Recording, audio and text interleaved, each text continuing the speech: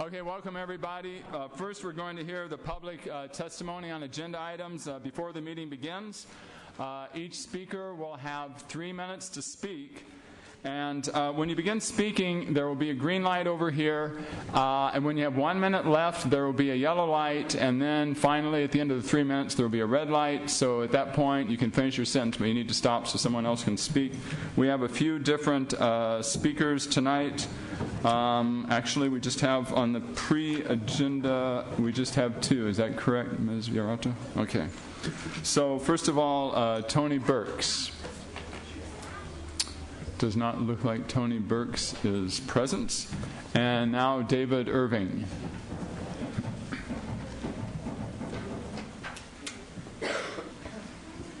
Good evening, everybody.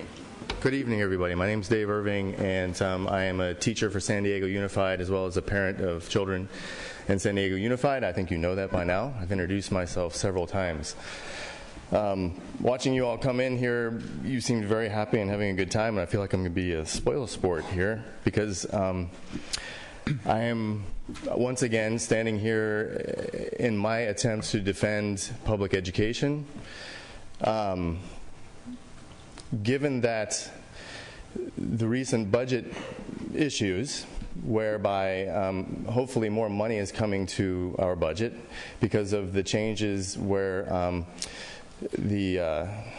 sorry, I'm losing my train of thought. I was all prepared to do this. But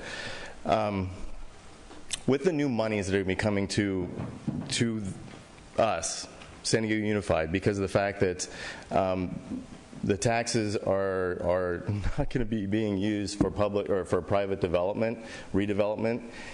I know that's bringing more, and we know that that's bringing more money back into public education, K through 12.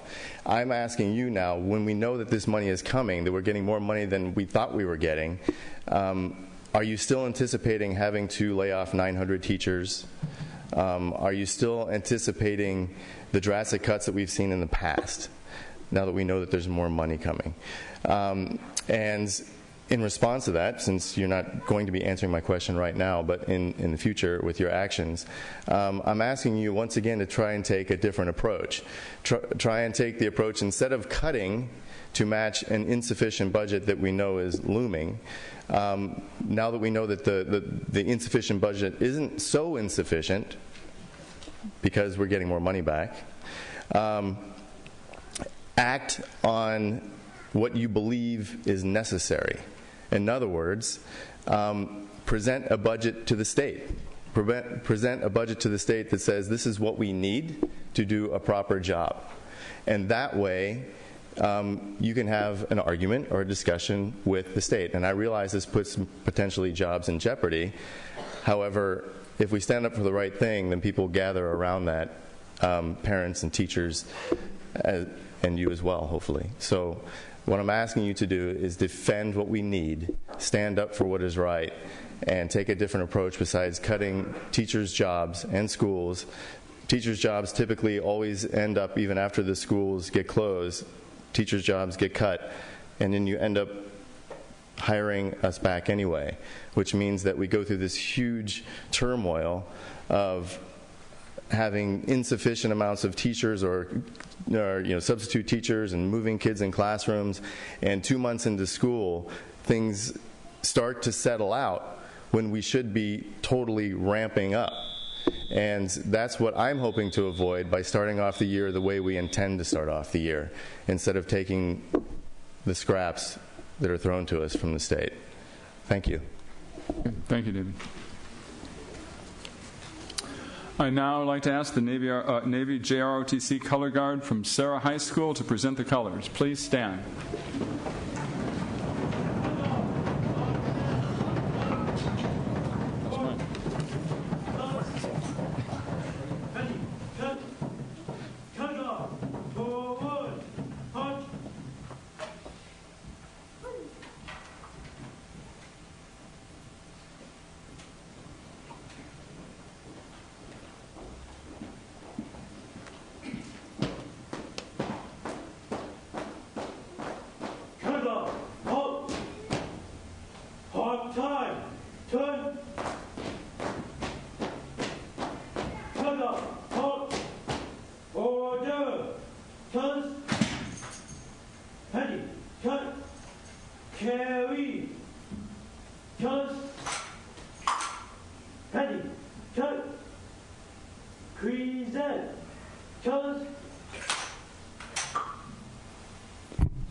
Ready, begin.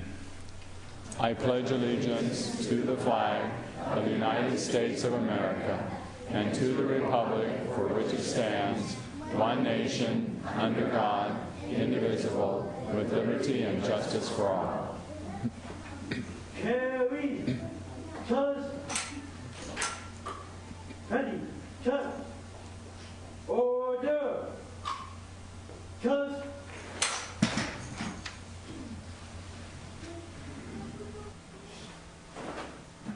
Ready, cut, point, toss, ready, cut, park time, turn.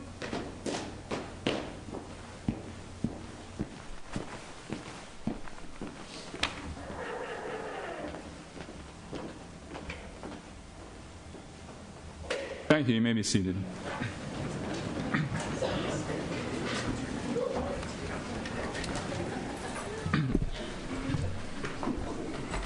I'd like to welcome everybody to the January 10th, 2012 regular board meeting, and also to all of those watching the broadcast with all members present. If you wish to address the board today and your name is not on the blue sheet located, you can put your name on a sheet which Ms. Villarata has right here. You can submit a request for public testimony right down at the table here at the front. Speakers on agenda items will be called on to speak during discussion of the agenda item.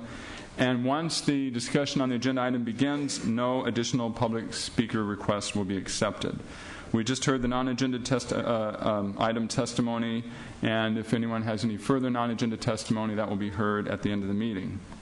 To start off, I'd like to ask our ASB board representative. We just have one here today, Donner Good, who is president of Patrick Henry High School ASB and is president of the ASB Council. Tell us a little bit about what's going on at your school, Donner. Thank you, Mr. Evans. I'd like to congratulate you on your presidency. As well, I apologize for Ms. Bravo's absence. She wished she could be here today. On campus right now, we are starting our Martin Luther King food drive, which ends the 17th, and as well, we are working on our annual talent show that we put on. Also, getting ready for winter formal. Thank you. Thank you very much, Don. Okay, we will now move on to our student presentation. Today from the Scripps Ranch Cluster, we have the Marshall Middle School Choir, and I will let Mr. Beiser introduce this group. This is the award-winning choir teacher and choir at Marshall Middle School. They have competed in a couple of competitions last year, and as some of you may know, they were invited to participate and sing at Carnegie Hall this year. I'd also like to defer to the principal and the choir teacher for the intros.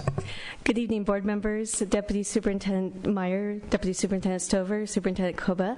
I'm Michelle Irwin, principal at Thurgood Marshall Middle School. And tonight, our chamber choir, under the direction of Catherine Gervin, our choir director, will be performing tonight. Our chamber choir is just one of 4 different choirs that we have at Marshall Middle School. I want to thank you for your support on the VAPA departments around our district. Catherine? Thank you, Mrs. Irwin, and thank you so much for inviting us. We're so honored to be here. We have a couple songs for you this evening, one that they sang at their Veterans Day concert in November, and another one, it's a little bit of a tribute to New York City. I think that you'll enjoy. It's a little fun one for you. And thank you so much for supporting the arts. Without you, we wouldn't be going to Carnegie Hall, so thank you very much. And without further ado, this is the Marshall Middle School Chamber Choir comprised of 7th and 8th grade students.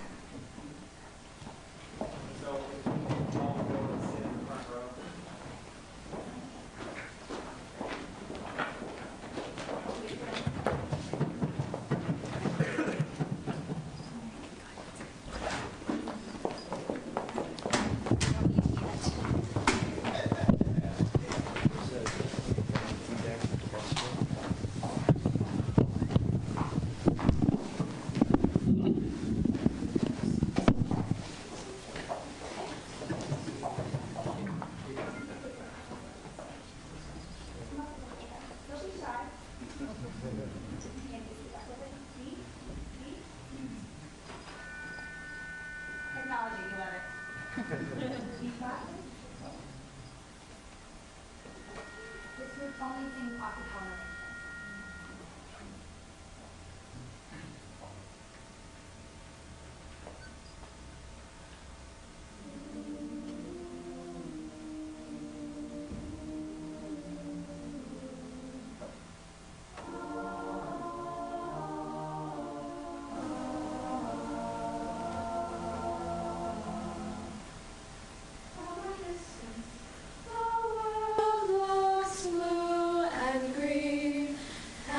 Snow-capped mountains wide.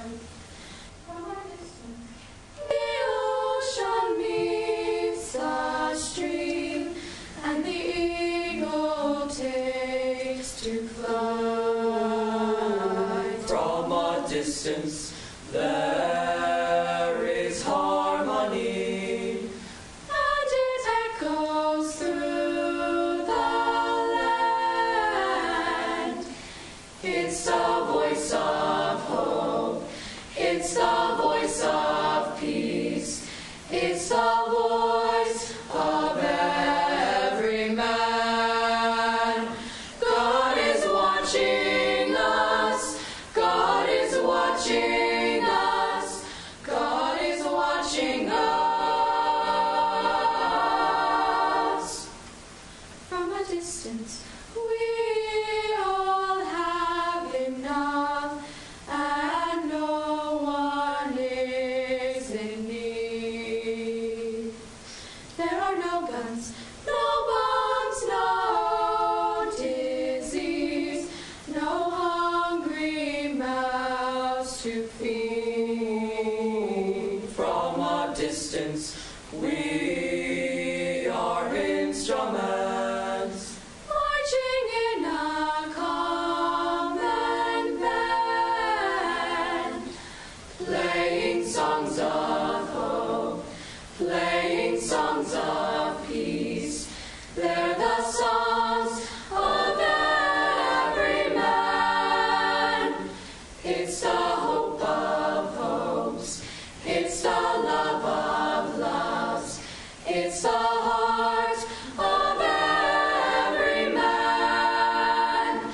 God is watching us, God is watching us, God is watching us from a distance. Oh, God is watching us, God is watching us, God is watching us, watching us from a distance.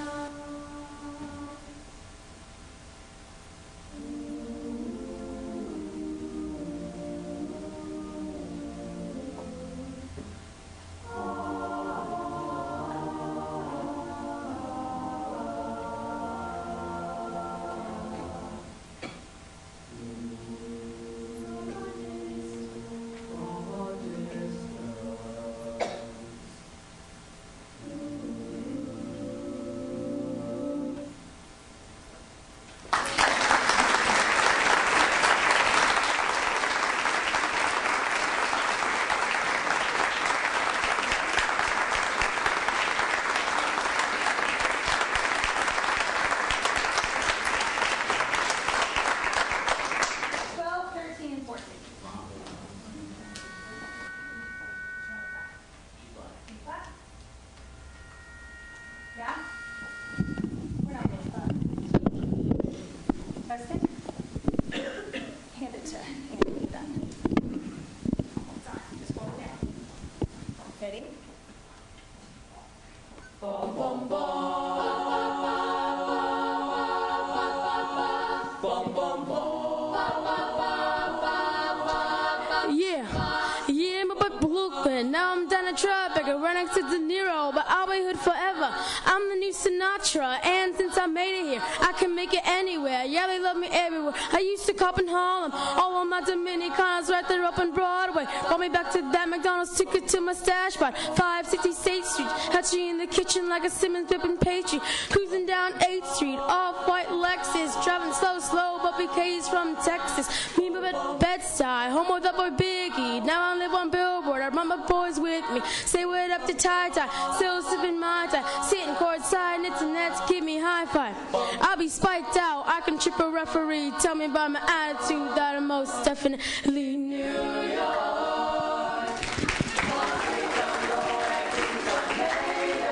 There's nothing you can't do. Now you're in New York. These streets will make you feel brand new. Big lights will inspire you. Let's hear it for New York, New York, New York. 8 million stories out there and they naked. City is a pity, happy y'all won't make it. Me, I got a plug special and I got it made. If Jesus paying LeBron, I'm paying Dwayne Wade.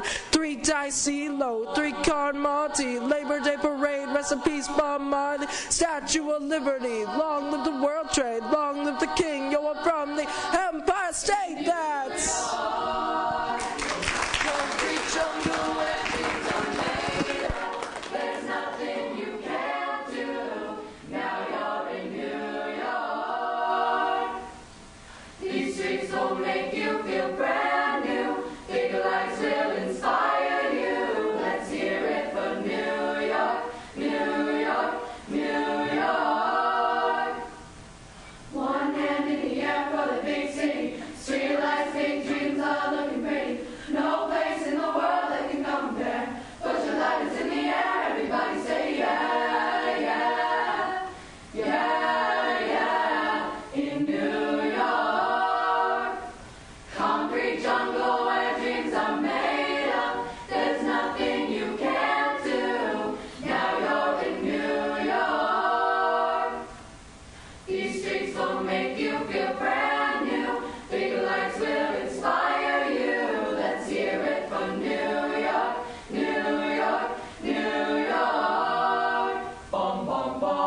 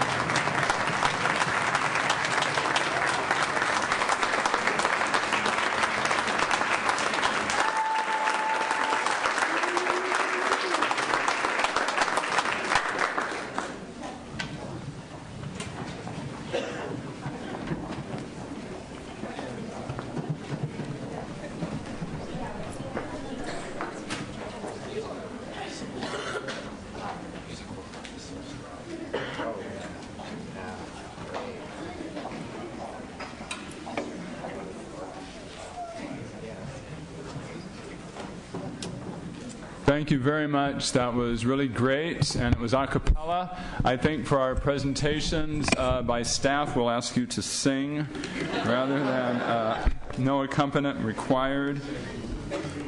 Thank you very much for the CD of the Marshall Middle Chamber Choir. Thank you for having us. Thank you very much for coming.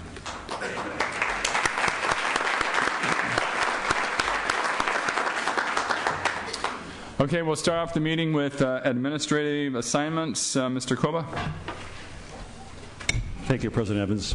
We have one assignment, and that is the appointment of Gene Small to principal at Audubon Elementary School. If you'd like, I'd go forward with my comments. Okay, go ahead with the information report. Yes. Okay. Always a challenge to follow a wonderfully talented group of kids. But I'd like to add to the observation. The last time I saw them perform, it was one with great irony. It was the first of a series of the mayoral discussions about education in the public domain. Mayor Johnson from Sacramento and Mayor Sanders from our own city kicked off a open town hall discussion at the University of San Diego. And it was set stage, introduced by that group. And regrettably, they didn't identify which school district they were from. And I'd like to make that point in public. They came from the San Diego Unified School District. It's a representation of the skill sets of our kids. I have some other, I think, very good news, and this is late breaking. I received a press release this afternoon that we have 2 schools that were identified as California Distinguished Schools. It just so happens that the State Superintendent, Tom Torlakson, has nominated 35 California schools. I should correct myself. 35 California schools for the 2012 National Blue Ribbon Schools program, recognizing the highest performing and most improved schools across the country. This is California's nomination.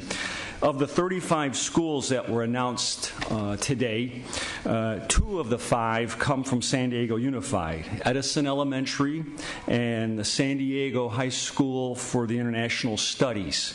And I want to make the point that only 35 schools in this entire state were nominated.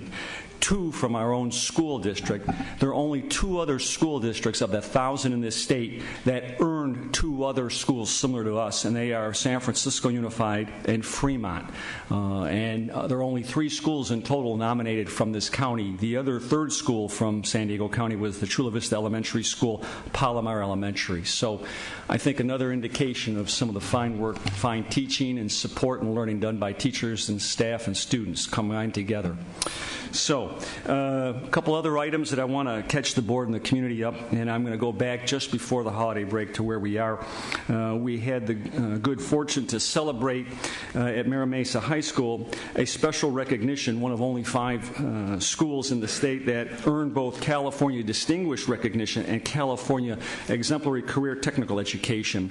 This is a balancing for the Mira Mesa Marauders between excelling in academics, as we know them, and the general status of high school curriculum, and also in career preparation. It was a good date for celebrating Mira Mesa High and having our own board president, John Evans, and councilman for that part of the city, Carl DeMayo, were present to thank and recognize the school for its fine work.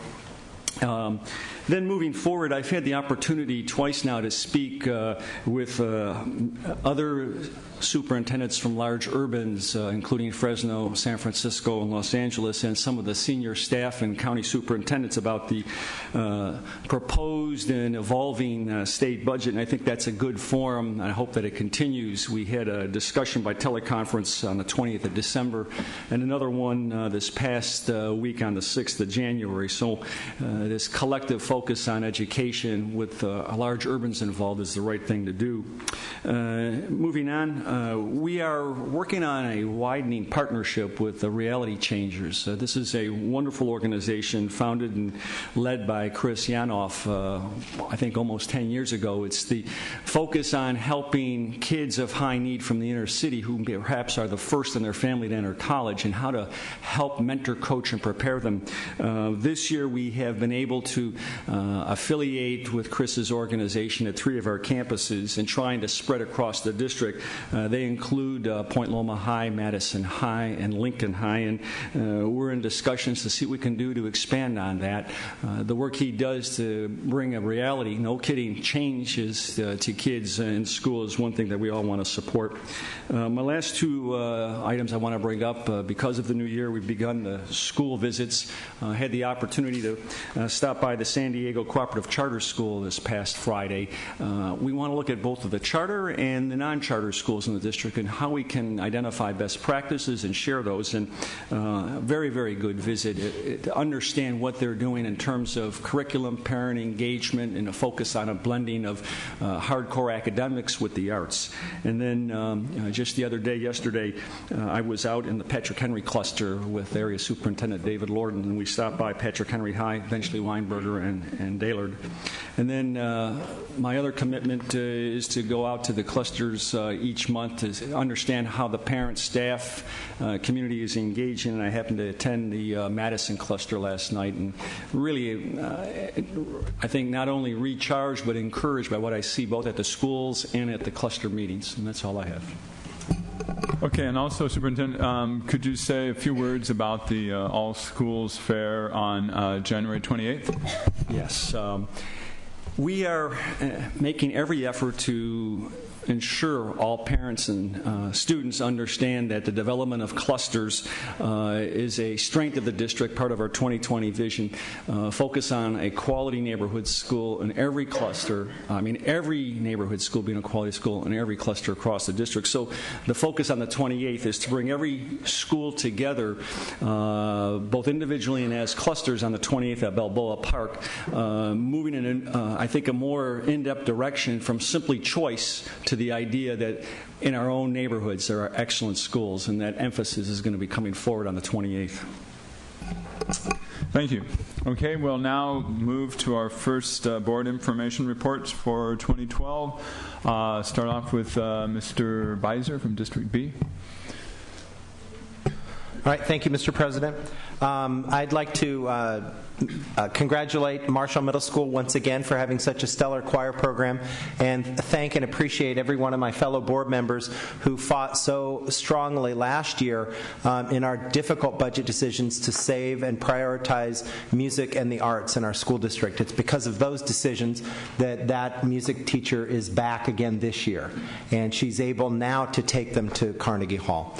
In the first week of January, I was able to visit almost every single school in my sub-district, in Scripps Ranch Cluster, Sarah High School Cluster, Patrick Henry Cluster, and Kearney High School Cluster, and had a great opportunity to see wonderful instructional strategies and visit with a lot of parent volunteers that were in the schools, and like to encourage more parents to get involved and volunteer either in the classroom or in their front offices to try to see what, because there's a lot of research that shows that the more the parents are involved in our schools, the more successful all of our students will be. And that's really important. And also just having conversations looking forward to the challenges that we have, and the governor's budget that has just come out, it is not a good budget for public education. And so we have to work together collaboratively to try to figure out how do we follow our fiscal responsibility, comply with the law, which says we must balance our budget every year, and at the same time prioritize academics, class sizes, and prevent as many layoffs as is humanly possible under the realities of our budget that we're looking at. And so it is the bias and the position of this board member and this teacher that we must do everything we can to work together to balance the budget and prevent layoffs.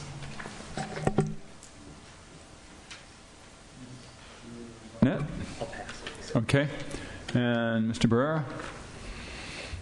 Yeah, just very briefly, we had a great event at Roosevelt Middle School over the break. A great partnership between a few community organizations that promote tennis instruction to young people around the county. We did a little event where a couple of organizations are actually donating the money to completely revamp the tennis courts at Roosevelt, where the Barnes Tennis Center already provides free after-school tennis lessons to the students on Tuesday afternoon. And this is part of the development of a joint joint use athletic field and community park between the district and the city. So 3rd District Council Member Todd Gloria, several leaders from the community who were involved in tennis instruction to kids, and Bill Walton was there to offer some words of inspiration to the community and to the kids. And he was so inspired by the revamping of the tennis courts that he pledged, and we're going to hold him to it, to personally revamp the basketball courts at Roosevelt as well. So I just wanted to congratulate Principal Arturo Cabello and the Roosevelt community for this partnership that they're developing that will help both the students at Roosevelt and the entire community around the school. So, great. Thank you. And Ms. Jackson? Just very briefly as well, we have lost a prominent member of our educational community. Diana Shipley passed this past weekend. She's been in this district for more than 30 years. She turned around Valencia Park when she was there. She most recently had worked with our district and stood in various locations as assistant principal. And just last year, in the last part of the year, Valencia Park, who we just appointed a principal to just today.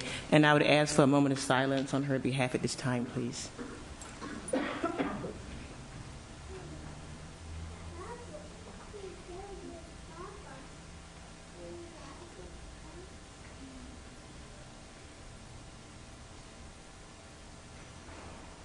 Thank you very much for your patience.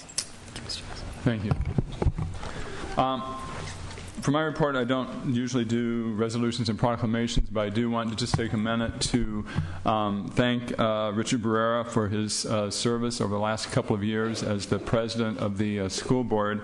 Richard and I came on to the board at the same time, and obviously have seen a lot going on in these last 3 years. The first year I was on the board, Sheila Jackson, before Richard, was the president, and also did a very excellent job at that time in terms of moderating the board through some very difficult times. It's very easy to sit here on the board in terms of actually being up here, offering opinions and voting, but it's another thing to really roll up your sleeves and get involved and really try to find solutions to a lot of these problems. And that's not always so visible to the public, which is just I wanted to point out in terms of what Richard does. I mean, there have been times when he has sat down with employee groups and come up with solutions with the employees for saving hundreds of thousands of dollars for the district. He has met with city leaders. He has met with all kinds of organizations in terms of trying to get help for our schools. When we were trying, one example would be when we were trying to pass Proposition J, contacting all types of people to raise money to get the word out about the need for the funds in the public schools. This is a very labor-intensive thing to do, and it's not always, as I said, so visible to the public, and I just really appreciate everything that Richard has done. It's very easy, again, for us to say, don't cut this and don't cut that, but it's quite another thing to say, I don't want to cut this and I don't want to cut that, and I'm going to look and under the covers and in the community and everywhere else to try to find the money so that we can do this. So I think we should all give a big round of applause for Mr. Barrera.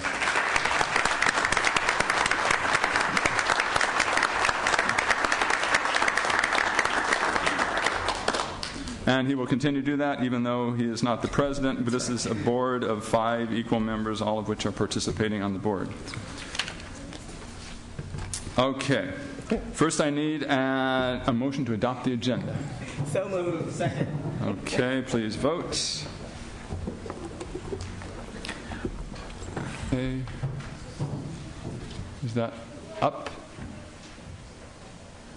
Okay, that's a unanimous vote, the first vote of 2012. Congratulations, President Evans. Something is going right. Okay. Get this item. Okay, for H2, we have the ASB President's Report on No Name Calling Week. And first, we have a public speaker on this, who is Douglas Schamberger.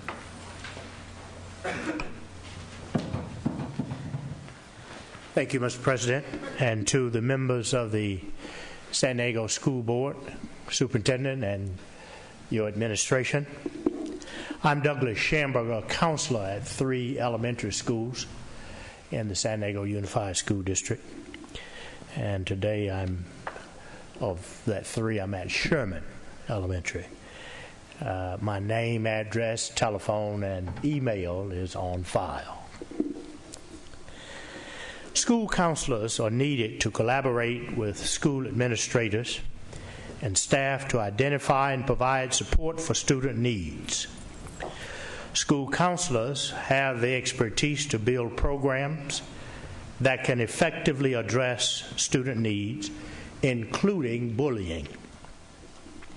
School councils are in full support of the district adoption of declaring the week of January 23rd as No Name Calling Week, and will continue to join in the effort of the entire educational community to create safer and more respectful schools. We have had a school counselor that have brought this to our sight long before this year. Last year, No Name Calling Week activities were coordinated, implemented, and successfully celebrated at Sherman Academy.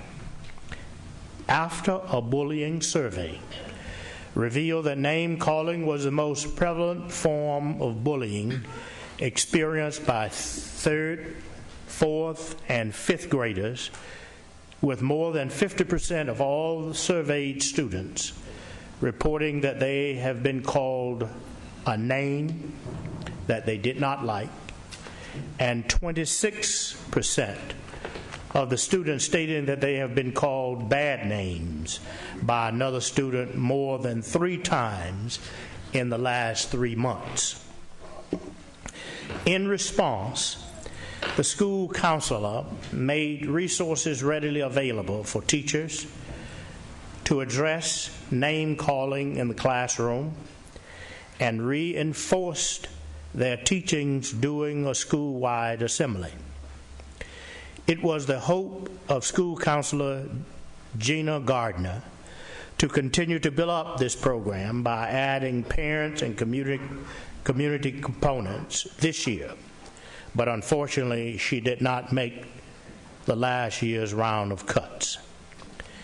This year, I will be able to continue to build on this program in her stead. But I wonder who will be left to support our students, our families, and our staff in such meaningful and tangible ways in the respect of the funding of only 100 school counselors this year. Thank you, Mr. And since my time is up, I'll leave it there. Thank you very much. Okay, now we're going to have a report, an ASB President's report on the upcoming No Name Calling Week in our school. Again, Donner Good, the ASB Council President. Thank you, Mr. Evans. As you know, we held a student congress, and one of our main topics was anti-bullying to remove it from our campuses, and all the different ASB presidents are behind this, along with their ASB class. On a personal perspective, though, Patrick Henry has been talking to their on-campus GSA club, Gay Straight Alliance, and together we're hoping that they can give us ideas for activities on campus that we can use to alert the different groups within our campus to make sure that we can remove it. Also, we hope to get this movement involved within our classrooms, hoping that the staff will accept it and maybe help us, so it's not just a student effort, but it's also the teacher's effort, because we believe that if everyone's involved, it'll make a much bigger impact. Also, ASB presidents of the council have or are planning a week in March that we would like to pilot, that we will be having our own anti-bullying week where we'll focus on the main different types of bullying, such as physical bullying, verbal bullying, online bullying, and all of the different aspects of bullying, and using the week to express the different types of bullying, and then at the end hopefully have a conclusion or maybe a commitment that the students will participate in getting rid of bullying altogether. And that's our main focuses right now. Thank you. Okay, thank you very much. I was just at Madison High School last night with the superintendent, and at their cluster meeting there was a presentation by their students on their no bullying program there, which they started last year. There are great things that we can do in the district, and the counselors and everybody else, as we've heard, but there certainly is nothing more effective than having the students themselves working on these anti-bullying issues, and it was very, very impressive. And what they presented last night, as I was talking to one staff member today, would actually be useful for a lot of adults too, in terms of how to behave yourself in a very civil and respectful manner. So we really need to highlight the great work that all of these students are doing. And January 23rd to 27th is the week that we're highlighting this in our district with No Name Calling Week. Okay. continuing on with our unanimous votes, we will go to the superintendent's, maybe, it's a new year, superintendent's consent agenda. And first, Ms. Virato, are there any, there's no public comment on any of these items. So, E1. Okay, we have E1 that is pulled. Any others that board members would like to pull from the consent agenda? Move approval of consent except for E1. Second. Yep. Okay, moved and approved. All in favor of approving the consent agenda except for E1?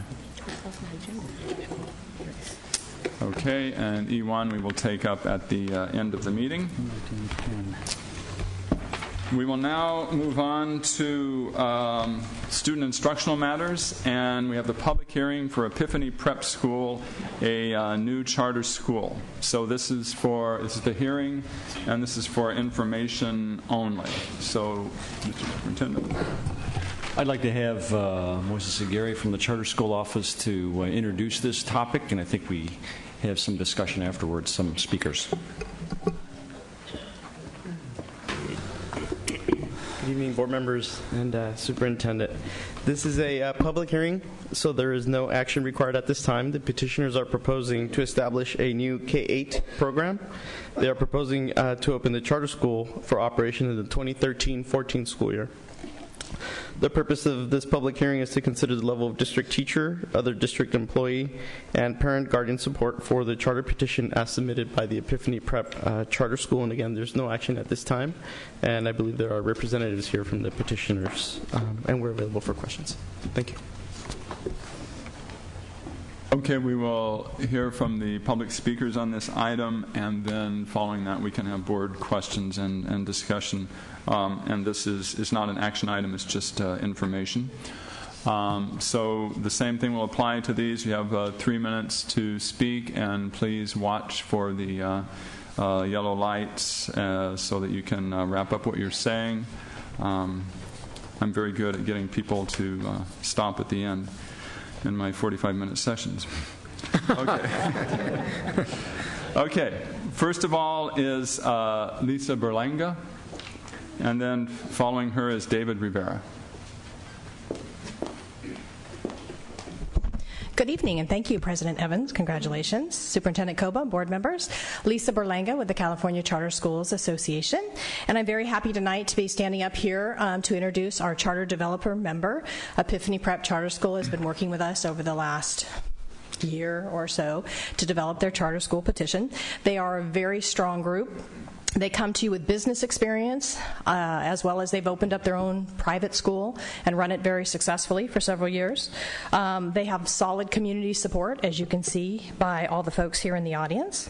They have a planned...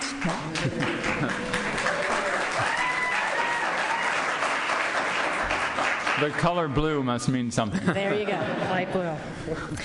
They have a planned partnership with the University of San Diego. So at this time, I'd like to introduce you to one of the founding members, David Rivera.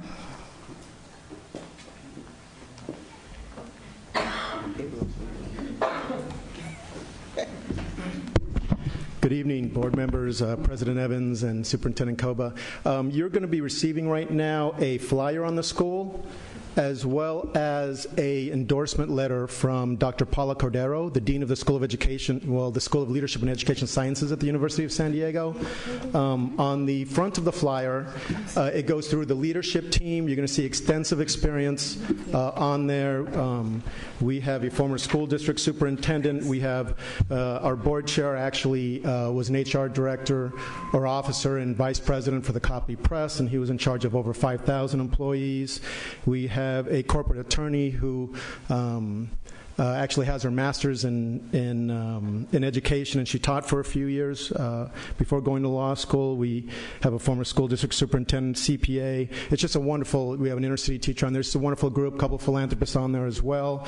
It also speaks on the purpose of the school as well as the design of the school, and we have other speakers here that'll address that. And then on the back of the flyer, you'll see the 4 pillars, really the core of what the school stands for and what it represents.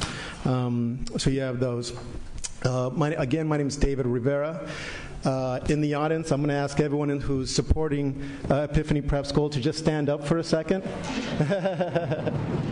So as you can see, we have a great group of individuals, and you can go ahead and sit down. Thanks, everyone.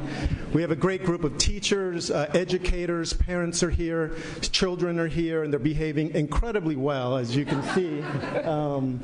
So we have a great group of individuals. We also have a great group of community leaders here as well. 10 years ago, I founded a school named Nativity Prep Academy in Southeast San Diego. Today, it's a school where 100% of the students are free lunch students, and we send about 93% of our students on to college. It's an amazing model. It's an extended day model, extended year model. The big focus of the school is character education, leadership development, community service, as well as developing social skills in our students. And what we're trying to do here, what we are doing, is taking that very successful model and take it to the public school realm with Epiphany Prep School. We have a great, tremendous leadership team here that's going to be guiding the school both at the board level as well as an advisory level. My background is I went to Notre Dame Law School, went to USD undergrad, and I'm also have experience in commercial real estate as well as developing property. So now what I'd like to do is I'd also like to introduce the next speaker, and her name is Dr. Elizabeth Johnson, and she's a faculty member at USD and also former school district superintendent. So I'm going to let Dr. Johnson speak. Perfect timing. He got the hook. Well, good evening, board members. I see many of you that I know. I am a retired superintendent, Liz Johnson, and I'm pleased to be here to share my enthusiasm and support for Epiphany Prep Charter School. It was really interesting this evening to hear the theme song of New York, because I was raised in New York, Harlem, New York. And so I am personally aware of what a quality education can do to reverse the cycle of poverty and hopelessness for children from marginalized and at-risk backgrounds, because I'm from that background. Currently, as I said, I'm a retired superintendent, and I've spent 36 years faithfully in public education. But I really would like to continue to do something. I say I'm rewired, not retired, for students who are at risk. One of the things that I think, if you look at that flyer that you have in your materials, you'll see some of the key design principles that I think are really important in helping students who are at risk and who come from poverty backgrounds. And as we worked on looking at some of the best practices for this charter school, we looked at charter schools that were successful, like your KIPP charter schools, for example, in inner city environments. And that's a relentless focus on college from K through 8th grade, rigorous instruction in an accelerated learning environment, high standards and expectations, but most of all, commitment from the faculty, students, and staff for learning. Interactive discussion designed to inspire creative thinking and problem solving, curriculum that will inspire thoughtful decision making using great books, curriculum infused with lessons about values and virtues. School day that's extended. It'll be 9 hours, giving all the time necessary for instruction, and included so that kids can catch up. Extended math and English blocks, so intervention is involved, but also deeper levels of instruction, giving depth to literature, for example. An apprentice teacher program, since USD is supporting us, will help to lower the teacher-student ratio for many grades, for the grade levels. And Epiphany will provide ongoing professional development using personnel experienced in instructional methodologies that offer rigorous learning and engage students. And of course, a strong partnership with families that we mentioned this evening to provide language development classes, social workers, readiness programs for parents. So we are really, really pleased to move in this direction to try to support students so that we make certain that they become successful. So now it's my pleasure to introduce Jim Vargas, the next speaker, who's a former Vice President and Chief HR Officer for the Copley Press and the Board Chair of Epiphany Prep School. Mr. Vargas? Thank you, Dr. Good evening. Thank you for having us. As Dr. Johnson mentioned, I was with the Copley Press for a number of years, and we owned a number of newspapers throughout the nation, Illinois, here in California, and in Ohio, and some news bureaus as well. I've also had the pleasure of being able to serve on a number of nonprofit boards. I'm the chair emeritus of the Rady Children's Hospital of San Diego Foundation Board.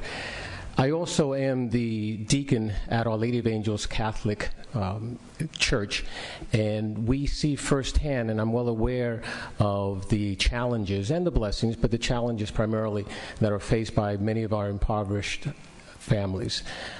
Many of our children come from single-parent households. These parents unfortunately have to work many hours, overtime hours. They have to work at multiple jobs. And so our educational model fits very well with them, not only because of the formation that it gives them educationally, but also because it helps them in the fact that the longer school days allows the parents to work those overtime hours so that they have the extra dollars. So, and we also have 20 additional days, school days for the year as well. So this is all very helpful to our children. In our areas, the Sherman Heights area, 25th and Market, for the most part, or the majority of the adults there don't have high school diplomas. And so they struggle constantly as a result of that. The median income for them is about $25,000, so an anemic income, basically. And so what we offer them with Epiphany Prep, we offer them an educational model that has been successful, as has been mentioned before. We also offer a tremendously talented leadership and governance team. We offer fundraising experience. In all of us combined have a lot of hours in fundraising experience. And we, as has been mentioned before, we also offer the partnership with the University of San Diego. They're standing behind us, and various departments want to walk this journey with us as we serve our community, our families, and our children. So with that, I'd like to introduce our treasurer and CPA, who has managed a well-known family foundation here in San Diego, and also has extensive experience both in the nonprofit world as well as the corporate arena, and his name is Caleb McKinley. Good evening, trustees, district staff, and Superintendent Koba. My name is Caleb McKinley. I'm the Director of Business Strategies at ConAm. It's a local company that manages apartments and affordable units, affordable housing throughout the country. I'm also a certified public accountant and the treasurer of Epiphany Prep School. My experience as CPA involves both advising businesses and nonprofits. I've worked in nonprofits on both sides of the border, and recently as executive director of a nonprofit and foundation that serve at-risk students in Tijuana and San Diego. As a treasurer, I developed the Epiphany Prep budget with the assistance of the CCSA and back office providers such as XED, EdTech, and CSMC, one of which we will select to provide back office support services to the school. We know these are challenging economic times, especially with the deferral schedules creating challenging cash management scenarios. In response, we created a conservative budget that is based on sound management of public funding and also leveraging resources in our community. I believe it represents very well the successful school model that we've chosen, and even more importantly, that it will provide Epiphany Prep with a foundation to serve our students and our community for the long term. As you can see, the founding team has extensive experience in nonprofit governance and financial management, as well as fundraising. And it's with the desire to dedicate these abilities to San Diego's children by providing a transformational education that we come to you with this charter petition. Thank you very much for your consideration. I'd like to introduce Jaime Mendez, who is a parent of children in the school district.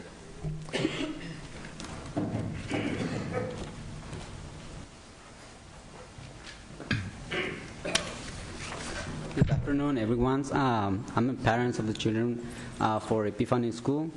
what I like about the problems of the Be Funny School is that the long days at school, and then also because they're offering summer school, and then also because it's affiliated with the San Diego University. That's what I like for my kids, and that's it. Thank you. Thank you.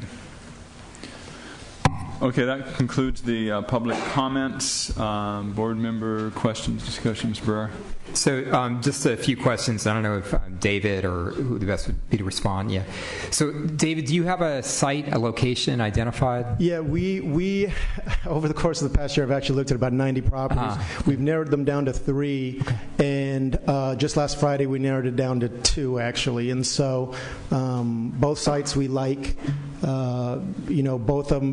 Both of them do not need very much tenant improvements, and so both of them are vacant and both of them are available. So so we're pretty excited about that. And they're in City Heights or Sherman Heights? Both of them are in Southeast San Diego. Okay. So, but we do have a third alternative site in City Heights as well. Oh, okay. So and then I'm on the MLS, and I belong to CoStar, a commercial real estate network, and so I'm every day I get an email as to whether or not any property within our criteria, within those zip codes, meeting the square footage, interior, next door, and exterior requirements. I get an email letting me know that it's there. So there's probably about 8 or 9 properties that we could secure, but these are the ones that fit our program the best. Okay. And how many students are you planning to open up with, and what's the outreach plan? Sure. We're looking to open up with 188 students, and it'll be K through 6 in year 1. Okay. And then the second year we'll open up with a grade 7, and then the third year we'll open up with a grade 8. Okay. So it should max out at about 248 students. Okay. And what's the outreach plan to identify those students? Well, right now we have about 150 signatures, and so we gathered those over at Northgate Market over on 43rd and National. We went to BLCI, Barrio Logan College Institute. We've been to actually Costco, and we've also, when everyone pretty much knows where Costco is, out the 15 and the 94. And then we've also been to the Jackie Robinson YMCA. And so Michael Brunker couldn't make it here tonight. We were hoping that he could be here. He runs the Jackie Robinson Y. And we have met with them as well as various other community leaders. So those are kind of the sites that we focused on now. Okay. But we're really expecting that we're probably going to have 2 to 3 applicants for every opening in the school. Okay. We're virtually certain of that. Okay. And your the startup funding that you're identifying will allow you to open in the fall and to do the extended day and extended year. Okay. Yes. Okay. Yes. Okay. Thanks. All righty. Any other questions? Any further questions? Any comments anybody wants to make? Again, this is just an information item, and it will come back to us. Yes. Sorry, and this might be for Mr. Aguirre. Thanks, David. Thanks. So I know on the next agenda item we're going to talk about the recommendations from the task force, and one of those recommendations is to create a kind of a peer review committee for new petitioners that would allow the new petitioner to have some input and guidance from experienced charter school operators, but also would allow the district to have some of that input. Do you foresee, if we move forward with the task force recommendations, using that in this new petition? Yeah, technically, I don't think anything that precludes us from asking for suggestions from what we have an advisory group, the Charter School Advisory Group. Right. We could ask them to maybe help us with again a capacity type interview, which is part of the conversation that will be part of the next item. Yeah. We could probably there's nothing that really precludes us from doing that. I think we're trying to memorialize it in a more concrete fashion in the next agenda item. Okay. Mm-hmm. Okay, no further questions. We will move on to item F2, which are the recommendations from the Charter Ad Hoc Committee. This is the first reading. Superintendent Koba. Thank you, President Evans, and I'll turn it over to Moises, who's been coordinating with the committee.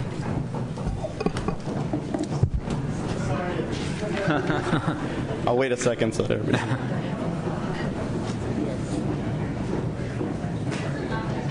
There went our audience. Yeah.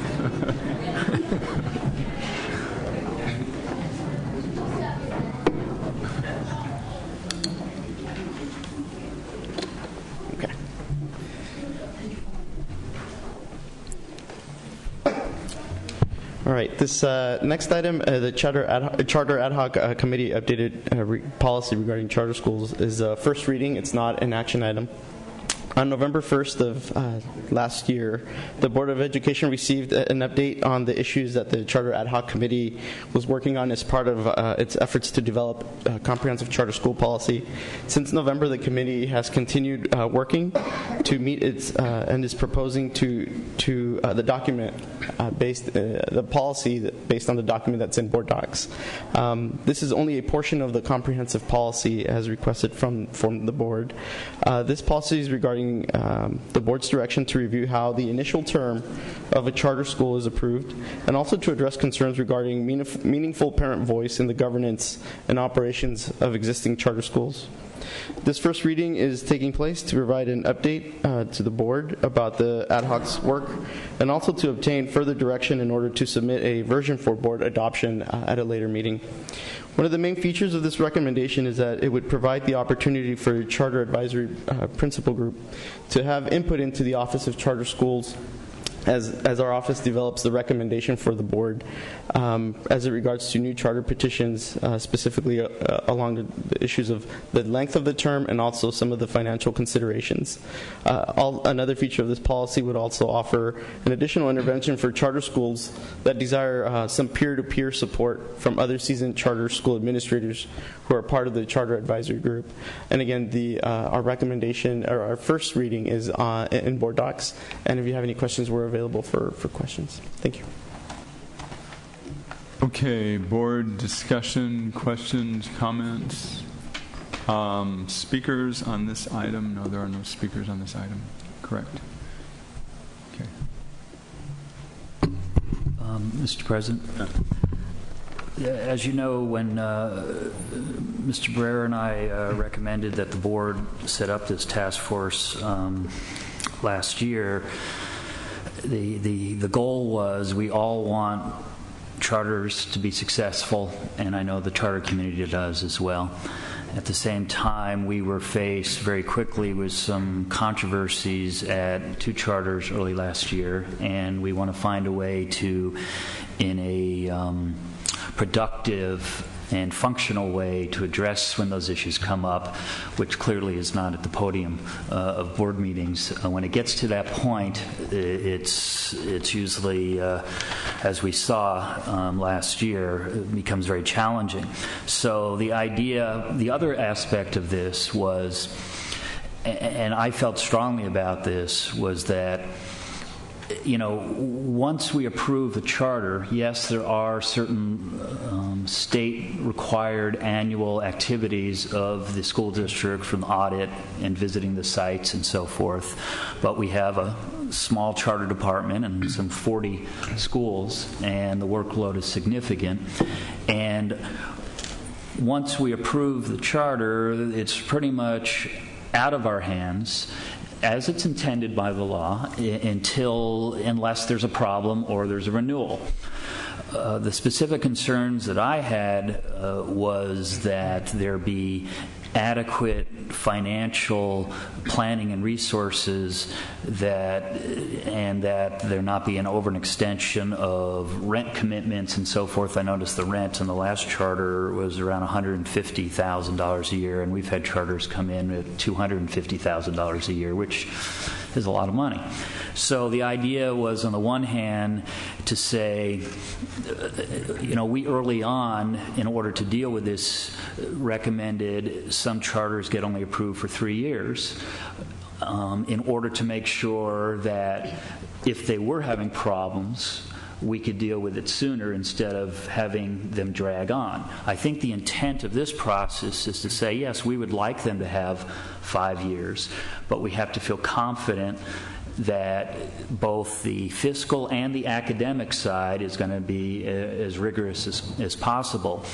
So this item before you today, I know, has gone through a lot of discussion at a lot of meetings, and occasionally was heated, and that was probably the meeting I attended.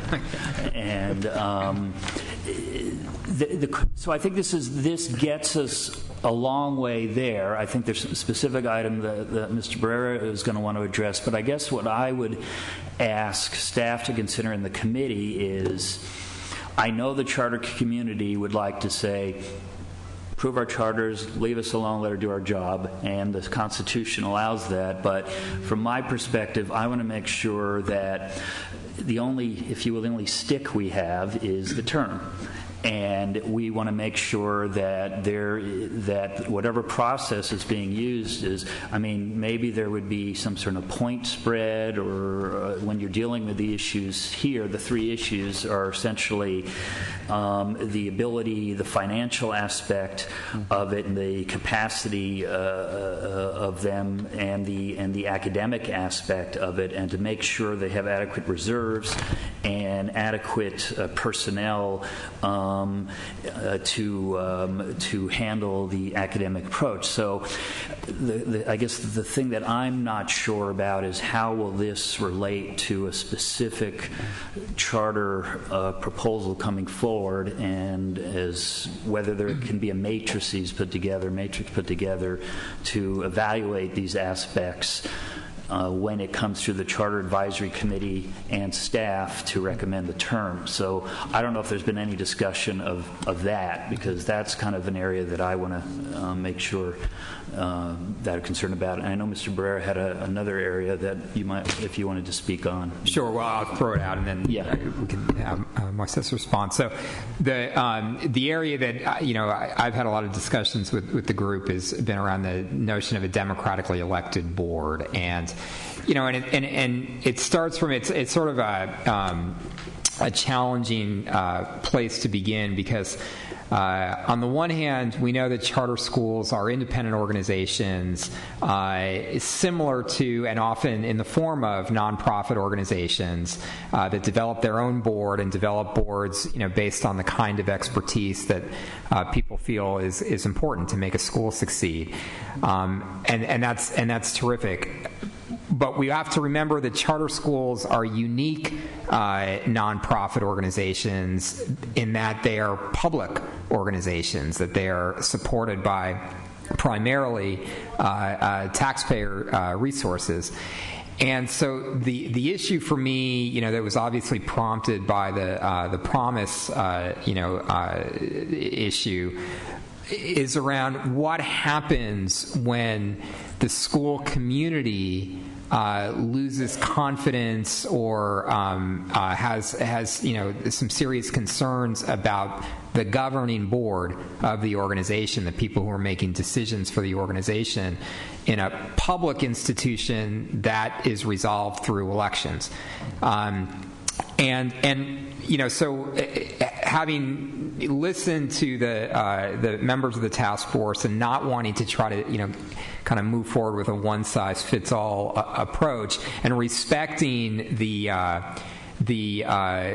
organizations that exist with board structures that are working for them, I think the question became, how do we have a process in place that's similar to, for instance, the conversations around parent trigger, that we're hearing around the state within district-run schools, where, if, for instance, a majority of parents or staff at a school raises serious concerns about the governance, the folks who are governing that school, does that create some outlet that allows, through some democratic process, people to have some voice in the decisions that are made over their schools? And so what I saw come back in the recommendations, I think, spoke to some very creative ideas that the task force developed, where we would have some sort of trigger that would be available to members of the school community when they want to express concerns about the makeup and the decisions being made by the governing body of the school, but that the trigger would be triggering a process where the folks who were governing the school community would have then access to some support, some recommendations, some guidance, of course, from our staff and the office internally, but again, to a group of peers who might have some insight in how to work through, these tensions that might build up within the school community. And I see that is reflected in some of the recommendations coming forward. What I want to make sure that we have, though, is some clarity about if there are, say, a majority of parents or staff or some significant segment of a school community that says we've got concerns over the decisions that are being made or the makeup of the people who are governing this school, and that triggers a process that leads to peer support, peer guidance, along with the support from our office, but that process does not result in any alleviation of the concerns of a significant number of people within the school community, that we would ultimately then have the ability to insist on some sort of election. That the district would then say, look, we've triggered, a process. The people who have raised those concerns that triggered this process don't see any resolution coming. And now, having gone through all the support that we can offer through our office and through the charter school community, that we would say we now need to move to some sort of resolution, and that resolution might very well look like an election of the board. And so, if we, number one, I would certainly want to see kind of a final bullet in that process that you laid out, which says if none of this works, if we could imagine a governance group in a school that basically ignored the concerns of the majority of the community, ignored the advice or recommendations of the peer committee of the staff, and just said we're going to just continue doing what we're doing and we don't care who's got a problem with that. That would lead to the district coming in and overseeing some process to have the board elected. So I'd like to see that, and I'd be interested in how do we ensure that would happen? Is that some agreement that we make up front with the petitioner when they come forward? How would we ensure that we've got the ability ultimately to resolve the issue? Yeah. I think what we're trying to do this first reading is, again, to gather this input and feedback, because there are some limitations that we do have. Yeah. But the committee as a whole has been collaborative in nature, so I'd like to take this feedback from the first reading and go to the committee to gather thoughts. Again, there are some limitations that we'd probably work through with our council, and I know charter schools have there as well. So I don't know that I can make some commitments. I can definitely make a commitment to share this feedback from a first reading with our committee and bring the resolution that we can arrive at a later board adoption for this piece of a policy. That's the other part, is that this is only a small slice of a comprehensive charter policy we're going to work on and present to you for adoption at the end of this school year. So regarding this particular slice of policy, we can definitely have that conversation as a follow-up and bring back for board adoption. Great. Thanks. Mm-hmm. One of the questions that I have is the Charter Advisory Group is comprised of some district staff, who is under the direction of Superintendent Bill Koba, and then some charter school administrators. So if the school board is ultimately accountable for the oversight of the charters in the school district, where's the board direction or participation in this board? A lot of boards that we have, each board member appoints or has a representative on it, like the ICOC or other governing boards. So I'm wondering, in the conversation of making up the composition of this group, was there ever a conversation about having each board member also add a representative to make sure that there's a little bit of a direct connection? Maybe I could jump in first, Mr. Beiser, because I was at a meet when we had a lot of discussion of this issue at that particular meeting of who should be on it, why they should be on it, and so forth. And I think the experience that we all had at the beginning of this year with particular charters said we want to find ways to avoid things getting to the level where they get to the board and the board has to look at revocation or not. We want to find a process. So the idea was that this is really a technical committee, if you will. And a lot of times boards have on transportation issues or construction issues, they might have a citizens advisory committee, and a technical side, say on construction and engineers and so forth.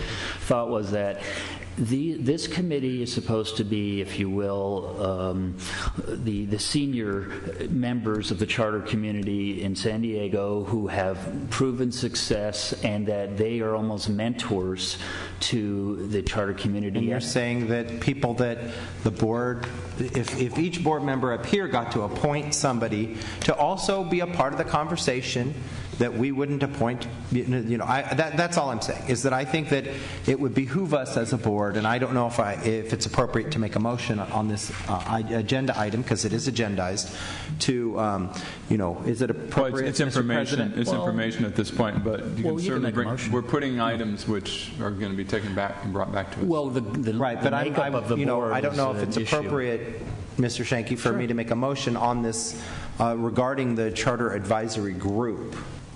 It's the first reading, so I guess we can say that you would like to include. Well, maybe we could consider it for the second reading. Okay. Well, why don't I, in order to encompass Mr. Beiser's thoughts, why don't I suggest that we have staff look at least 3 areas that were brought up tonight: the trigger democratic process issue and how that might work.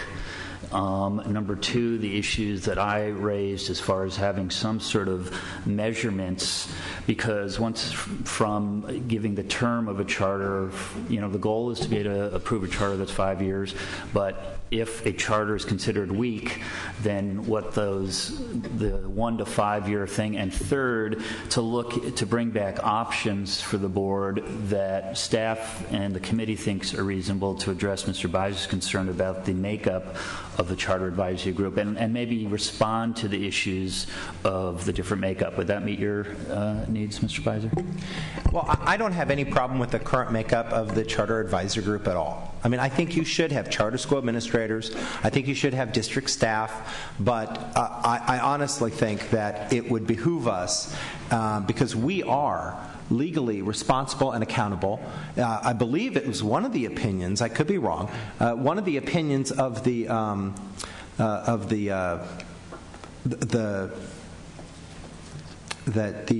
what's it called, the grand jury, I apologize,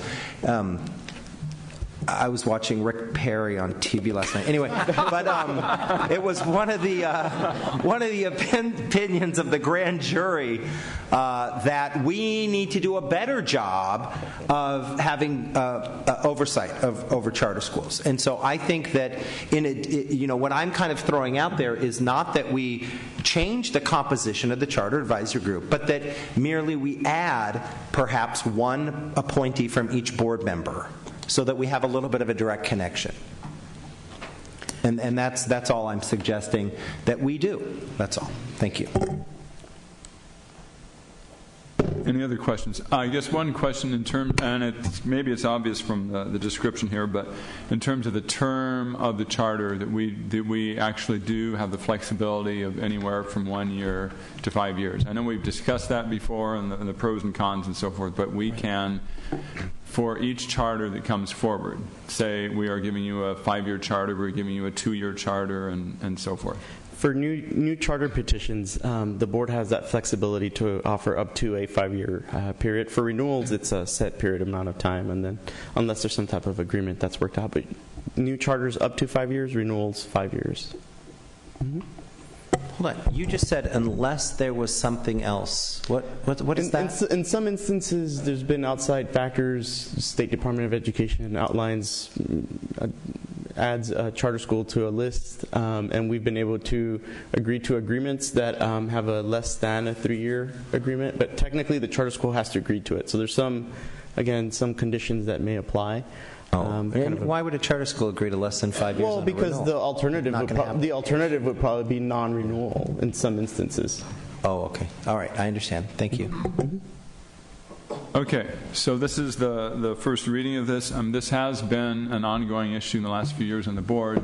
The whole issue of how do we balance out our oversight responsibilities and the freedom that the charters are provided. And I just want to thank all of the people who have been working on this. And this is a really collaborative effort between the charter community and the district for the benefit of all the kids that are involved. So thank you very much, Moishe. Thank you.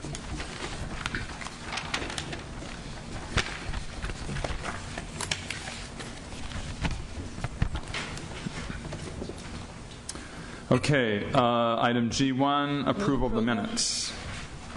Okay.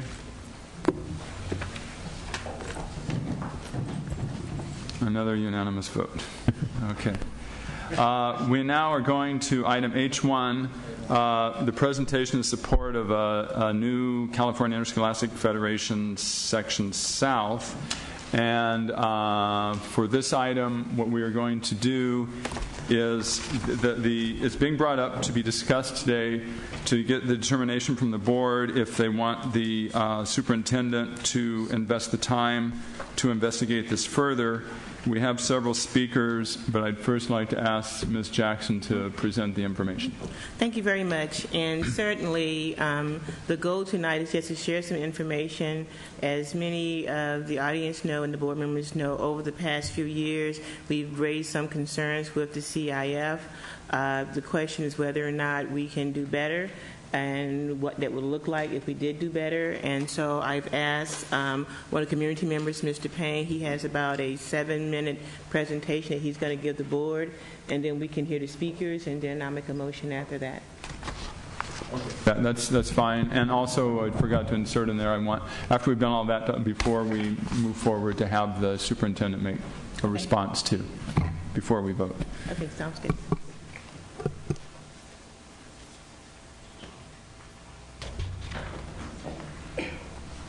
Okay, got it figured out. Good evening. My name is Stuart Payne. Before I start, I would first like to thank the leadership of this board.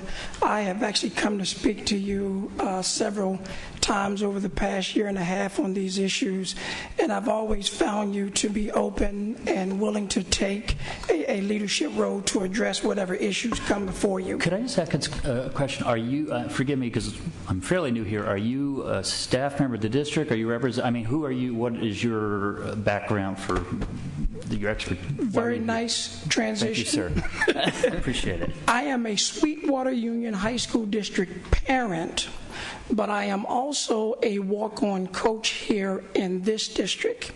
Tonight, I am speaking as an individual community member, not as a coach. I am speaking with the knowledge and blessing of Dr. Brand from Sweetwater Union High School District as well. A little bit on my background. I've been a track coach for 20-some years in youth track. I've been at Hoover for about 5 or 6 years now. I have a master's degree in sport management. I also have a master's degree in public administration. So that's a little bit about me. This whole effort started in Sweetwater with myself trying to convince the Sweetwater board members that they would do better to keep the fees that they're paying to the CIF in the district and form their own district. Those pleas fell on deaf ears until we got a new superintendent in Dr. Brand. So real quick, the rationale for doing so, if you look at San Diego and Sweetwater Unified, we are paying about 36% of all the membership fees collected throughout the county. And you see those figures there. The current CIF, in our opinion, is too large, and it definitely does not provide an equitable opportunity for all students to participate. We started out back in, I think, 1960 with about 13 schools when we broke away from the LA section. We are now up to over 110 member schools. We're offering 27 different sports, and we have only 4 staff members. In comparison, today, the San Francisco section is a total of 13 schools. They have 4 staff members, and they only offer 16 sports.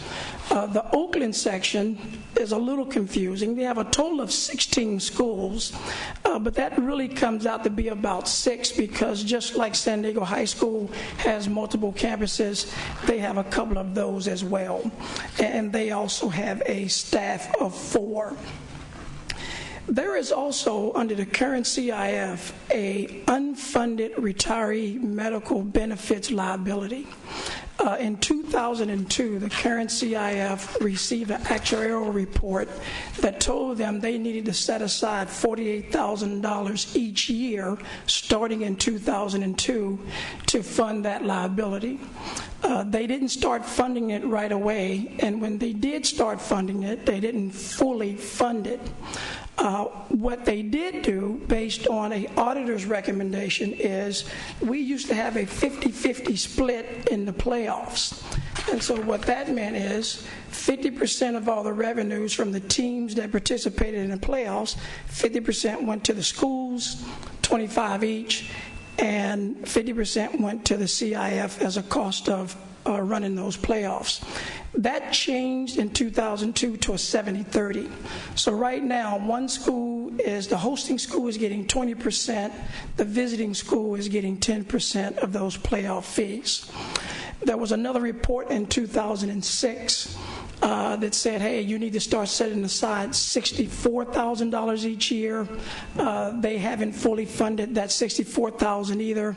So as of June of last year, we're looking at about $300,000 and some in unfunded liability.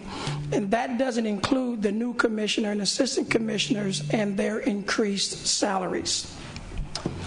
What we did in Sweetwater is we looked at how many students we had.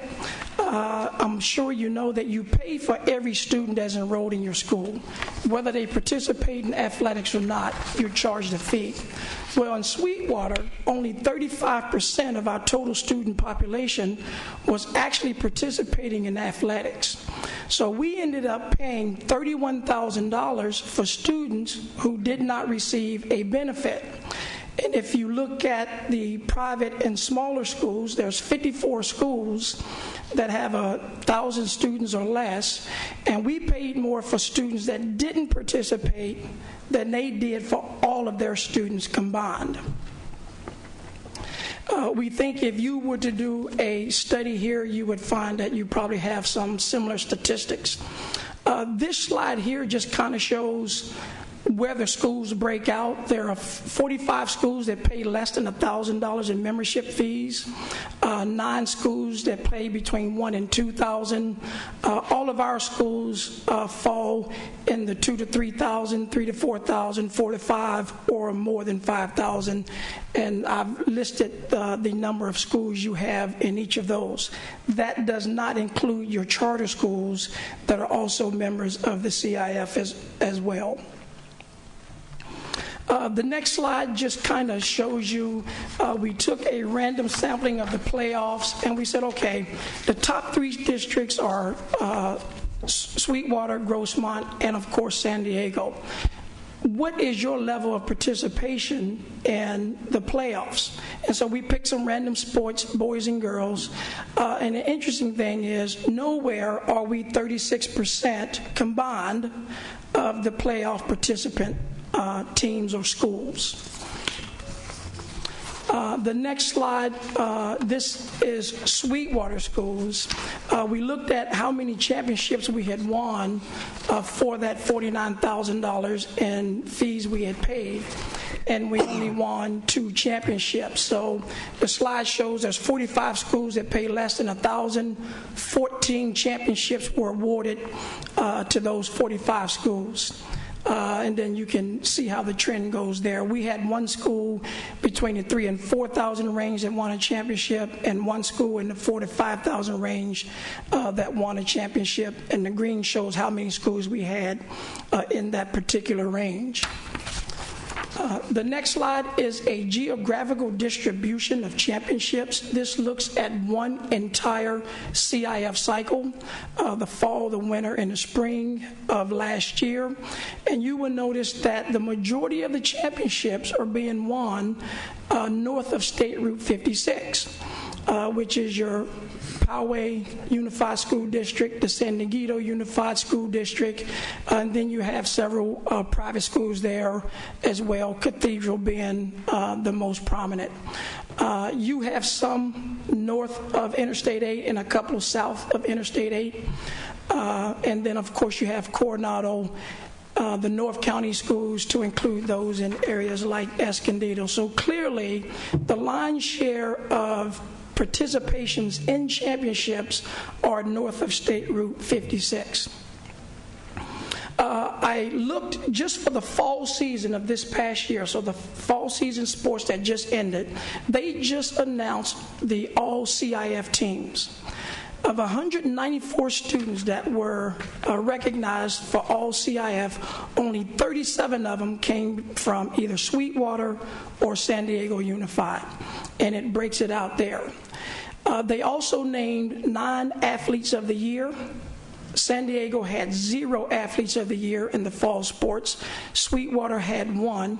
And again, 5 of the 9 were north of State Route 56. This slide here, and this should be the last one. If a CIF championship, and this is the rationale, if it was something that you could buy, if a school could just say, hey, I want to go out and buy a CIF championship, how much does that cost? And so in the case of Castle Park, who won one of our 2, they paid $3,100 in fees. So that championship cost them $3,100. It cost our district $24,000. You can look at the smaller schools, and you can see Torrey Pines, for example, paid $4,000. They won 7 championships. That averages out to $679. So the fees that we pay are not representative of the participation that we receive. And so it is my hope that you would study this, see how these numbers affect your district, and see if you would be interested in moving forward with starting a separate section. And the idea is the benefits, and I won't read this to you, you can see them there. There are some benefits that can be realized by starting a southern section, or whatever you want to call it, of the CIF to get our students more participation and more recognition with the CIF. And I thank you kindly for your time. Thank you. Thank you very much. Okay, go ahead with the public speakers. Okay, first of all, each person will have 3 minutes with the warning light. Mike Hastings, followed by Stuart Payne. I'm sorry, Stuart was just speaking. I'm sorry about that. So Mike Hastings, and then Ron L. and Jerry or Gary K. Wait, I don't mangle your name. Good evening. It's a pleasure to speak to you guys tonight. Thank you for taking the time. I've been a head football coach and athletic director at Point Loma High School for greater than 18 years, and we've been a proud member of the San Diego CIF section. We've had our ups and downs. We've been participants in many CIF championship events, all quality events. I don't see a need. You can look at economic numbers. You can look at a lot of things. But when you look at competition, you got to prepare and compete against the best. And truthfully, San Diego is not that big of an area that we have to look at developing 2 CIF sections in our area. We like what we have right now, to be honest with you. I'm not a big numbers cruncher. I'm a coach. I'm someone that mentors young men and prepares them to be the best they can in life. And truthfully, I think what we have works. We have a brand new CIF commissioner, Jerry Schneep. We need to give that man a fair and equitable opportunity to see what kind of change he can bring about under his regime. I thought the last regime of CIF was good. They had some ups and downs too. But right now we have a new CIF commissioner and somebody I think we need to look at and give a fair opportunity to see what he can do for all our schools. Not, we don't look at ourselves as being south or north. We look at ourselves as being somebody who likes to play the game, play it fairly, and we'll play anybody, anytime, any place, anywhere. And we look forward to that competition, that equitable opportunity to compete against the North County, the South Bay, the Grossmont Unified. Heck, we'll go out to Brawley. It doesn't matter. So, truthfully, guys, I don't see this as really something we need, and I just wanted to give you my point of view. Thank you. Thank you.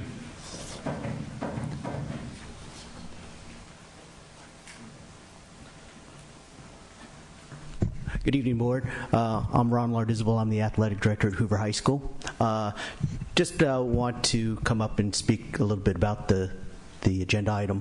First off, Stuart is our track coach at Hoover High School, and he does a tremendous job working with our student athletes, and I have a lot of respect for the job that he does with our kids.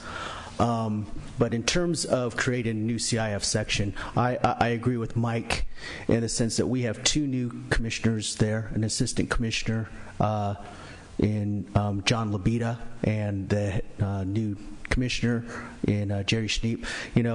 I believe that those guys deserve an opportunity to see what they can do. John Labita, in fact, was one time the athletic director at Sarah High School, and he has very intimate knowledge of what our needs in the city conference are.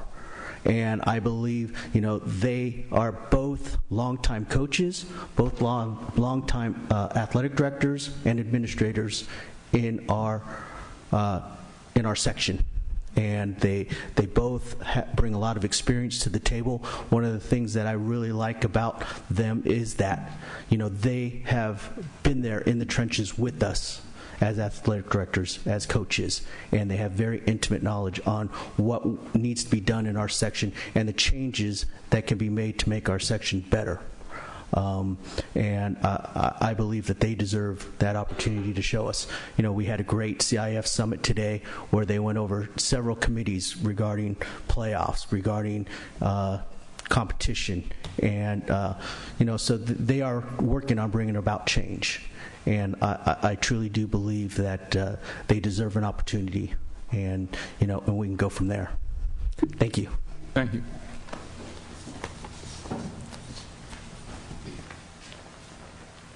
Good evening, Jerry Knuppel, Claremont High School. I've been with the district going on 35 years now, coach, teacher, athletic director.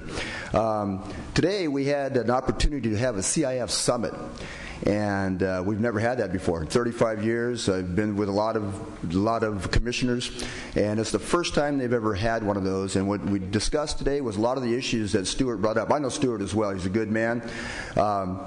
He brought up a lot of the issues that he's talking about, revenue sharing, that needs to be reevaluated and looked at, the equity in teams for the way that the CIF is divided into divisions, the Division 1, 2, 3, 4, private schools versus public schools, and the inequities there. Some of the things he showed on the chart were true. A lot of the CIF championships are by those teams, and they're looking at maybe those guys should be in a separate division. But they're asking for a lot of input from athletic directors, parents. There were 5 committees set up prior to this meeting that were made up of parents, area superintendents, assistant superintendents, principals, athletic directors, and coaches. And all these people helped participate and had that discussion today. So I don't know if Stuart had an opportunity to participate in there, but I was really enthused and excited, and so was everybody in the room about, wow, we're going a different direction.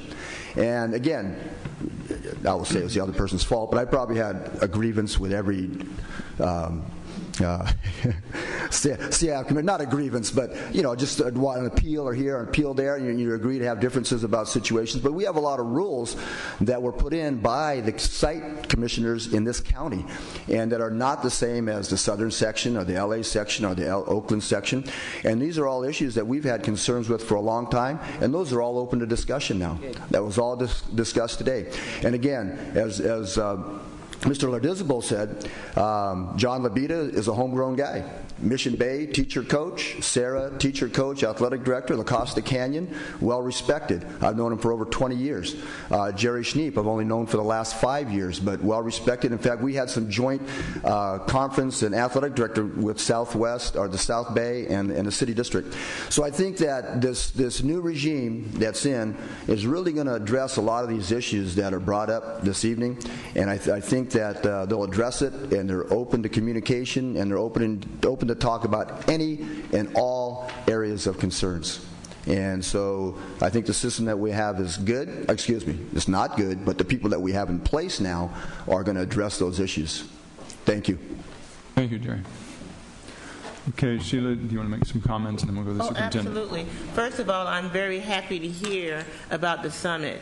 And because this has been going on for a number of years, I'm happy to hear that they have transitioned leadership and that they're starting to be concerned with what's happening throughout the entire county.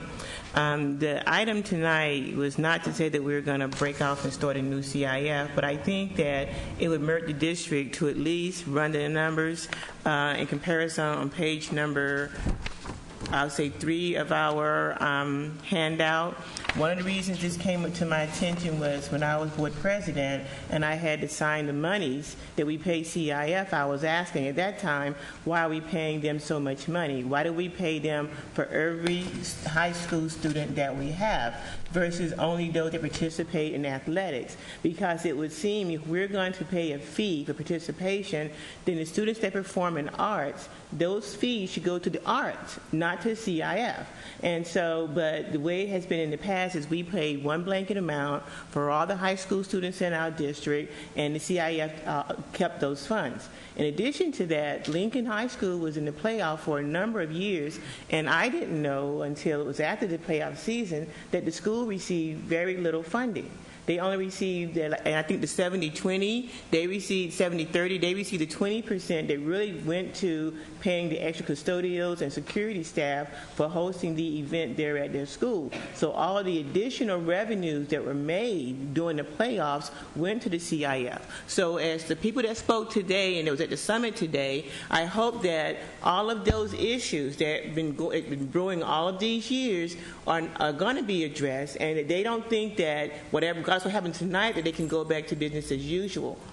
That is my real concern, is that I want us to continue moving forward. I see the strides for moving forward and the participation, especially holding the summit. I think that was really good.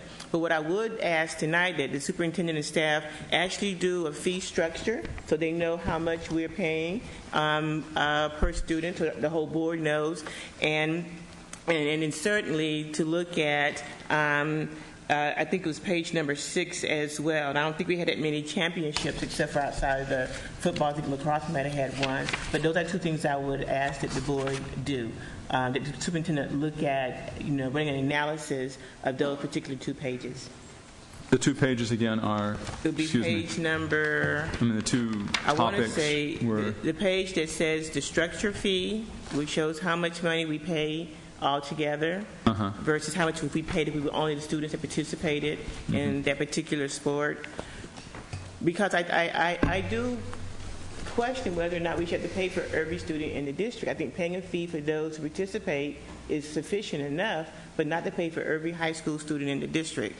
And then on page number, I would say 1, 2, 3, 4, 5, not 5, but number 6. Championship versus fee page, those 2 pages. I would second the motion that there be a review, and I would hope as part of that the staff would just respond to the overall concerns that were raised today and have feedback from, is it Mr. Ward?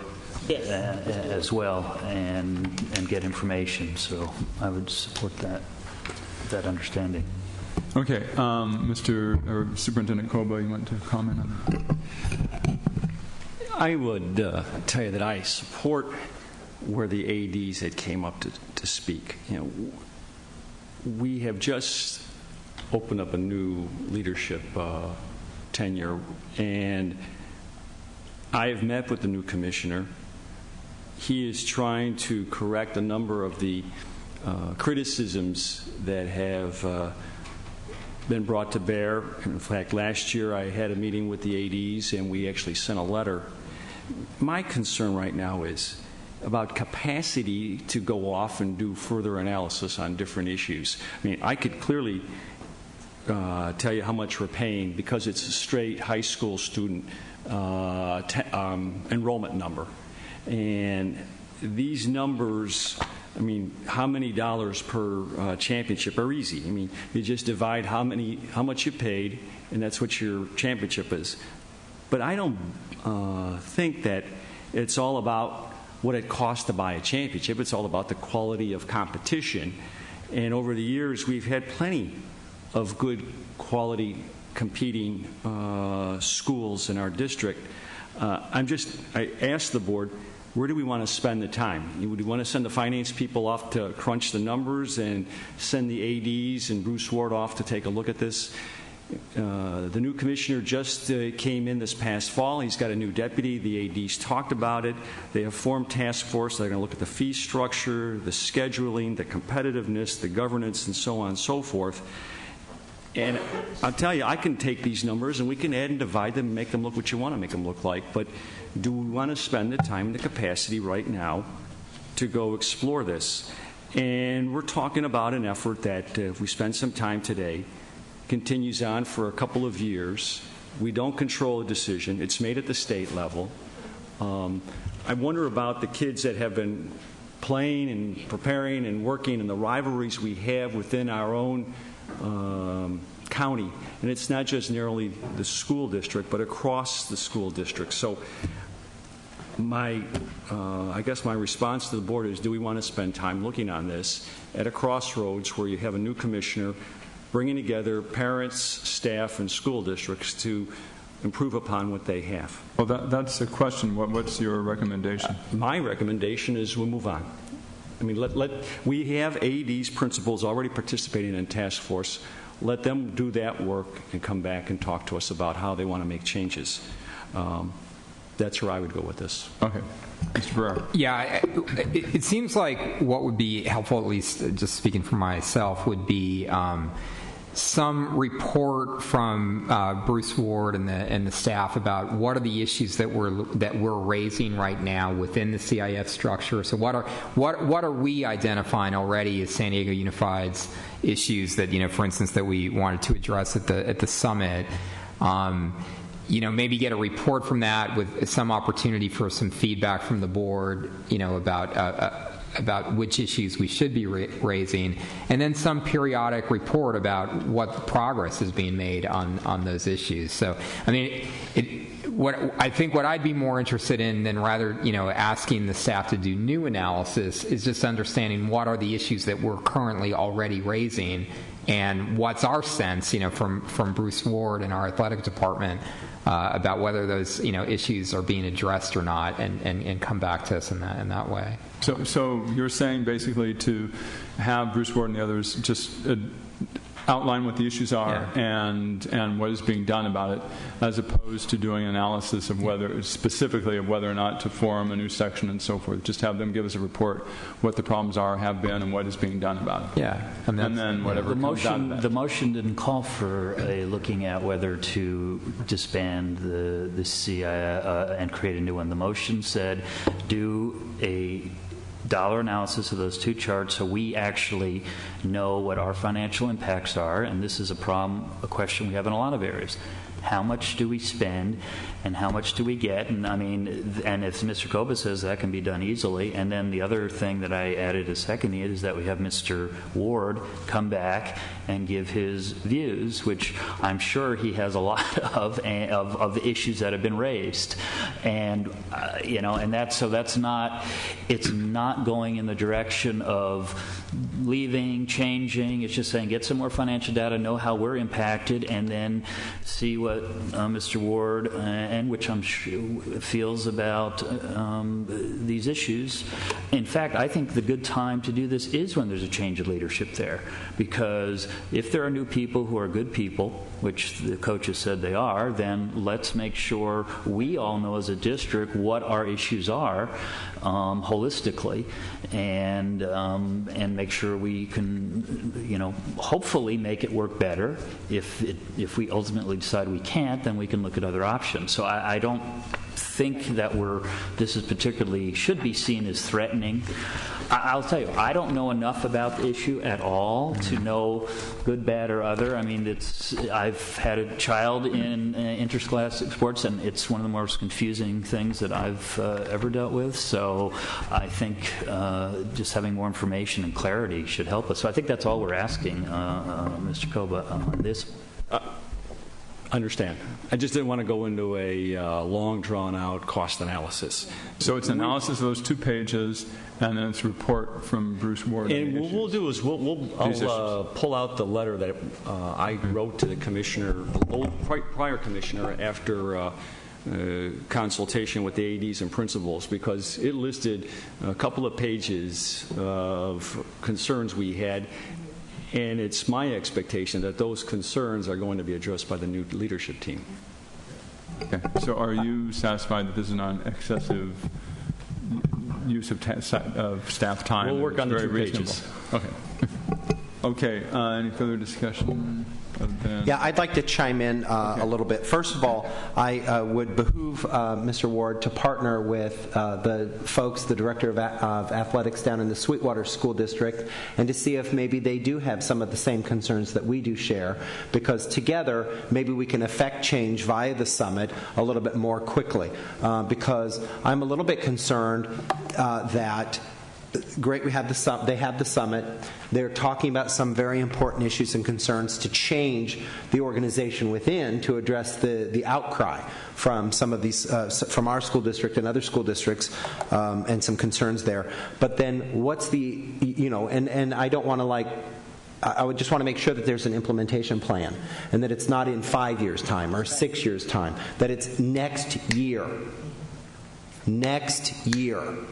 And that's, I think, something that's important. That if they through the summit have identified areas where the CIF is broken, or areas where it could rise and be even better, then I would hope that we would be partners with Ward and other directors of academics and athletics. Directors of athletics, to try to implement these positive changes sooner rather than later. So I think I concur with Mr. Koba that we do need, before we take our toys and go home and try to create our own CIF, I think we need to give the opportunity and the process time to work out. But I think we do need to be active participants in addressing what are opportunities to make the CIF better, and so that the funding piece is more equitable, and that the divisions and the private schools are assessed and looked at for competition's sake. Thanks. Okay, so we will proceed ahead. I agree with Mr. Barnett that I don't know all of the details of these issues, and I think it would be good to have those numbers crunched, and Mr. Ward to provide us with the information. I do know that we have had meetings in the past, and there have been issues, and I would imagine that it can be frustrating to sit there hearing us bring up certain ideas and so forth that have been addressed, are being addressed on a daily basis, so it's just informing us of that so we can be comfortable about it. So let's vote on this item. It's unanimous. This is the unanimous year. Oh, okay. I'm going to vote against the move to adjourn. Okay. Now we do have one item that was pulled. This is just going to be the thorn in the side. Ms. Jackson. Which item is it? It was number 1, right? Yeah. Yes, just very quickly. Certainly, I appreciate all the hard work that our legal team does, but I can't support paying their professional fees when we have other professionals in the district that we're not paying their fees. And so, unless we can take in a system where we pay all the professionals' fees, then that makes it more equitable. But I can't support just paying the legal team fees and not everyone else's professional fees. So if there's another motion, I mean, Okay. I'll move for that we approve the agenda item. Yeah. I'm sorry, I didn't understand. I move to approve the agenda. To approve the agenda item. Yeah. Okay, is there a second? Okay, second. Okay, all in favor, please vote. And they're not in favor, please vote too.